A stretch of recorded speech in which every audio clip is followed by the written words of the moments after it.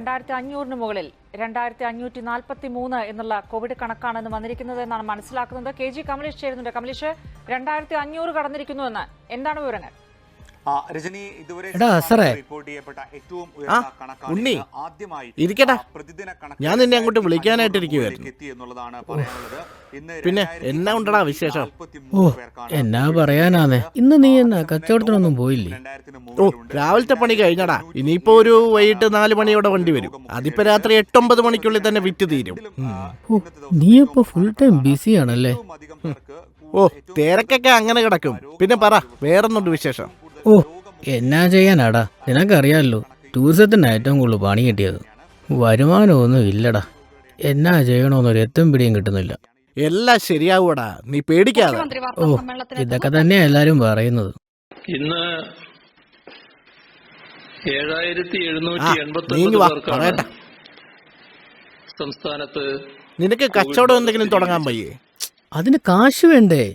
എനിക്ക് മീൻ തട്ടുള്ള കാര്യം നിനക്കറിയാലോ. തൊട്ടപ്പുറത്ത് തന്നെ പക്കാവടയും ചിപ്സും തുടങ്ങണമെന്നും പറഞ്ഞിരിക്കുക. നിനക്ക് എന്റെ കൂടെ കൂടാൻ വയ്യേ? എടാ, താല്പര്യമുണ്ടടാ. ഞാൻ ഈ കാര്യങ്ങളൊക്കെ വീട്ടിൽ സംസാരിച്ചതാ. അവർ ചോദിക്കുന്നത് നിന്നെ ഇത്രയും പഠിപ്പിച്ചത് നീ റോഡ് സൈഡിൽ പഴവും പച്ചക്കറിയൊക്കെ വിൽക്കാൻ വേണ്ടിയിട്ടാണോന്നാ. അച്ഛനാണെങ്കിൽ നിനക്കറിയാലോ, ഇപ്പൊ NSS പ്രസിഡന്റാ. അമ്മയാണെങ്കിൽ സ്കൂൾ ടീച്ചറും. അളിയനാണെങ്കിലേ ദുബായിൽ നല്ല നിലയിലുവാ. ഞാൻ ഈ റോഡിൽ പഴവും പച്ചക്കറിയൊക്കെ വിറ്റിടന്ന അവർക്ക് കുറച്ചിലാടാ. ഈ ചിന്താഗതി മാറണം. ഈ സവർണ ചിന്താഗതി ആദ്യമേ മാറ്റണം. എല്ലാ ജോലിക്കും അതിൻ്റെതായ മാന്യതയുണ്ട്. ഈ സത്യം നീ മനസ്സിലാക്കണം. ശരിയാടാ, പക്ഷെ എന്നാലുവേ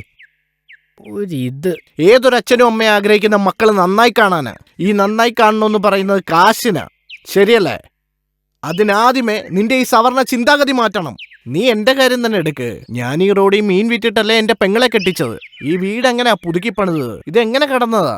റോഡിൽ കച്ചവടം ചെയ്യുന്ന നാണക്കേടാന്ന് കരുതിയെങ്കിൽ ഇത് വല്ലതും നടക്കൂ? അതുകൊണ്ട് നിന്റെ ചിന്താഗതിയൊക്കെ മാറ്റിയിട്ട് നീ ധൈര്യമായിട്ട് ഇറങ്ങടാ. ശരിയാടാ, ഞാനും ഉണ്ടോ നിന്റെ കൂടെ? നീ കാശിന്റെ കാര്യമൊന്നും ഓർത്ത് ടെൻഷൻ വേണ്ട, അതൊക്കെ ഞാൻ സെറ്റ് ചെയ്തോളാം. നീ നാളെ കവലയിലേക്ക് പോരെ, ബാക്കി നമുക്ക് അവിടെ കാണാം.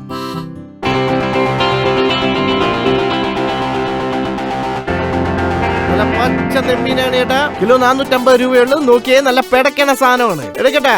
നല്ല മത്തിയുണ്ട്, നെമ്മീനുണ്ട്, ചൂരയുണ്ട്, കക്കയുണ്ട്, നല്ല ഫ്രഷ് മീനുണ്ട്. ചേട്ടാ കടന്നു വാ, നല്ല സൂപ്പർ മീൻ തരാം. ബാ ബാ ബാ, കേറി വാ ചേട്ടാ. മീൻ മച്ച നൗഫല കാണിക്കടാ. ബാ ബാ, കേറി വാ.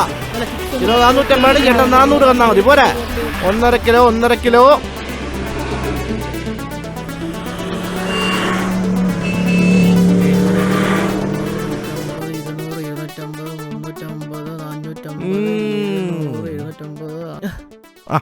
സന്തോഷമായല്ലോ, ഹാപ്പിയല്ലേ?